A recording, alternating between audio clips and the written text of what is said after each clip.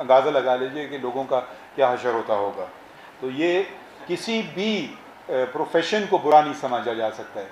हमारे यहाँ एक बहुत बुरी बात है कि हम सफाई पेशा लोगों को इज़्ज़त की नज़र से नहीं देखते हैं और उनके लिए बुरे अल्फाज भी इस्तेमाल करते हैं। तो रसूल हम बातें तो करते हैं कि हम उनके सिपाही हैं, मगर उनके करने पर अमल नहीं करते थे। वो अपना घर खुद सफा झाड़ू लगाते थे। सच पूछिए, अगर मैं पूछूं, मैं तो कसूरवार ठहरा, मैं नहीं करता हूं ये काम। आप शायद मुझसे बेहतर मुसलमान हो जो करते होंगे। तो ये हम बहुत कहते हैं सफाई निस्फ़ ईमान है, मगर अगर आप कहीं भी शहर चले जाएं तो फिर इस्लाम फिर तो वाकई इस्लाम ख़तरे में कहा जा सकता है कि अगर आप सिर्फ सफाई की हालत देख लें कि जिस तरह से है, और आप वो ममालिक जहाँ जो मुसलमान नहीं हैं वहाँ अगर आप गए हों कभी और सफाई की हालत देखें, तो पानी जो एक हमारा बुनियादी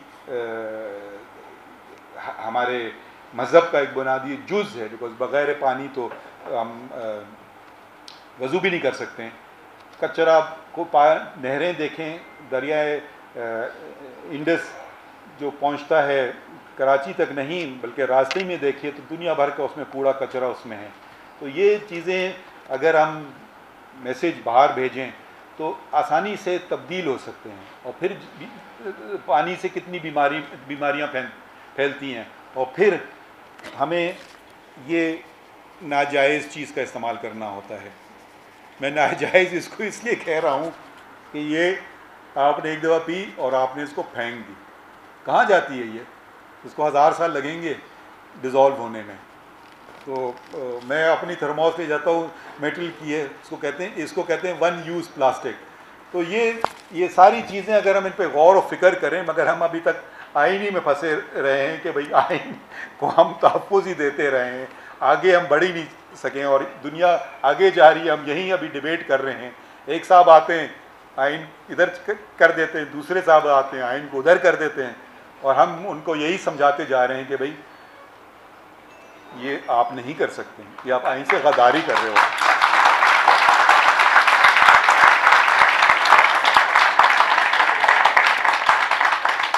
तो अब मेरे ख्याल में वक्त आ गया है कि अब ये 50 साल होने को हैं इस आइन को कि कुछ बुनियादी चीज़ें हम सीखें और सिखाएं, और इसलिए भी सीखें और समझाएं जब आप इसको जोड़ेंगे इस्लाम के बुनियादी हकूक़ से तो इसमें वज़न बढ़ेगा।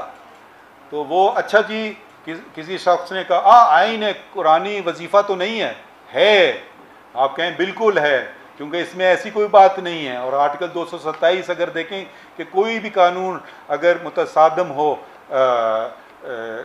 कुरान या सुन्ना के, तो वो उसको ख़त्म किया जा सकता है।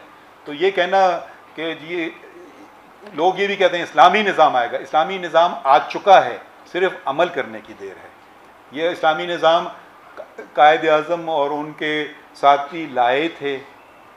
इस्लामी निज़ाम में जबर नहीं है, इस्लामी निज़ाम जमहूरी है। इस्लामी निज़ाम को बर्बाद करने वाले आप भी जानते हैं मैं कौन हूँ।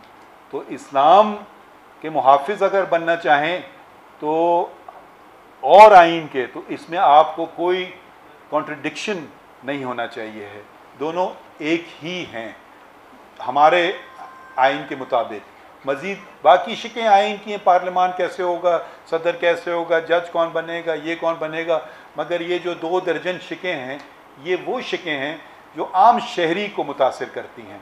उनको दिलचस्पी नहीं है कि MNA कैसे बनता है, MP कैसे बनता है, किस उम्र पे जज बनता है, उसको तो कह रहे मुझे क्या मिलता है, उसको आपको बताना है आपको ये सब मिलता है। ये 2 दर्जन जो बातें हैं ये आपको आइन देता है, तो उसमें भी ये शऊर बढ़ेगा और वो भी कहेगा हाँ मैं इस आइन के साथ खड़ा हूँ और मैं इस आइन का उतना ही मुहाफिज हूँ जितना पाकिस्तान की आर्म्ड फोर्सेस हैं। वो तो हल्फ उठाती हैं आइन पे, मगर वो आम शहरी नहीं उठाता, उस पर सिर्फ आर्टिकल 5 है, मगर उसको भी आप मुहाफिज बनाएं आइन का। वो मुहाफिज इसलिए बने कि उसको एक किताब का रंग नहीं पसंद है, मगर वो इसलिए मुहाफिज बने कि उसके इसमें हकूक़ महफूज हैं, और ये हकूक़ पे अगर कोई करे हमला तो रास्ता आप दिखाएंगे। रास्ता कहाँ का दिखाएंगे? अदालत का रास्ता दिखाएंगे, जज के सामने का रास्ता दिखाएंगे कि कोई ये आप जो हैं, मेरे बुज़ुर्ग भी हैं और नौजवान भी हैं इस महफिल में, आइन को ज़िंदा, आइन पर अमल कराना आपके फ़राइज़ में शामिल है, और आप इसको बखूबी करेंगे इंशाअल्लाह। और इंशाअल्लाह जब आप बखूबी करेंगे और आप जब जजेस के सामने, बल्कि मैं अपनी बात करूं, जो कम समझ वाले हैं, आप बताएंगे कि ये शिक है आइन की और इस पर आप अमल करवाइए, तो इंशाअल्लाह अमल भी होगा। तो जब ये निज़ाम अदल जब कायम हो जाएगा तो बाकी बातें भी आहिस्ता आहिस्ता छूटती जाएंगी। और अदल कहा गया है कि अदल, माशरे हर तरह से ज़िंदा रह सकते हैं, अदल के बगैर नहीं रह सकते हैं। जो हम देखते हैं, और जो हर अब आज कल हम वेस्ट की तरफ देखते हैं, उधर मुसलमानी नफाज राइज नहीं है, इस्लाम नहीं है, मगर अदल का नफाज है। उधर आपको कानून, आप गलत काम भी करेंगे तो आप कानून आप की तरीके से आपको डील किया जाएगा।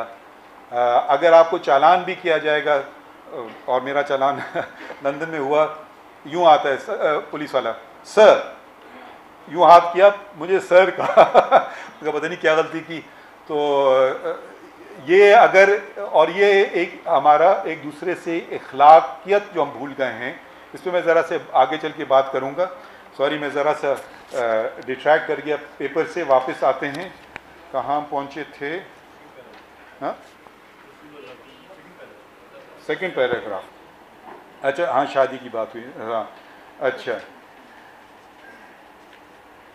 और अच्छा, दफ़ा 19 इजहार राय की आज़ादी का हक देती है। इस्लाम का मुसलमानों से मुतालबा है कि वो हमेशा हक बात कहें।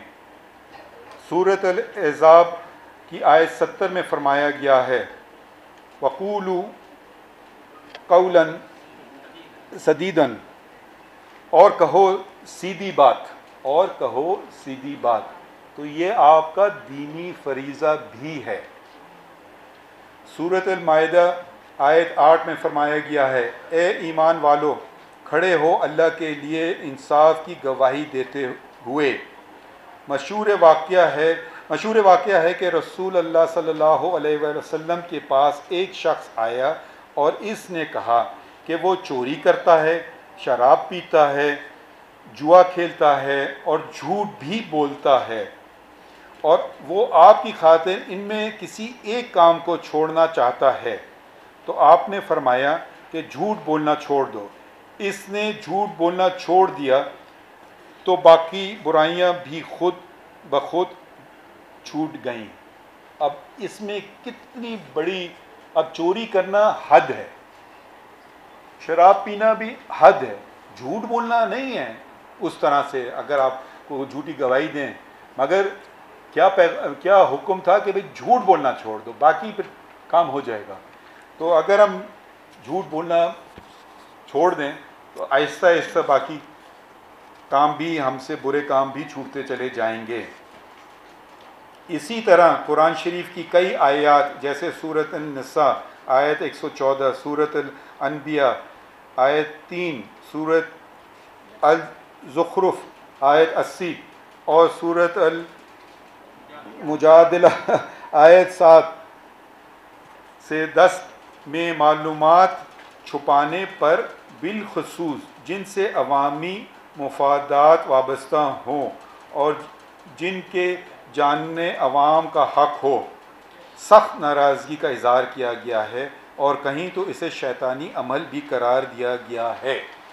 अब मालूमात, ज़रा सा कहते हैं ना, ज़रा एक ख़वातीन से आप उनकी उम्र नहीं पूछ सकते हैं, यह आपको हक नहीं दिया है, क्योंकि इससे आपका, इसमें अवाम का कोई भला नहीं है।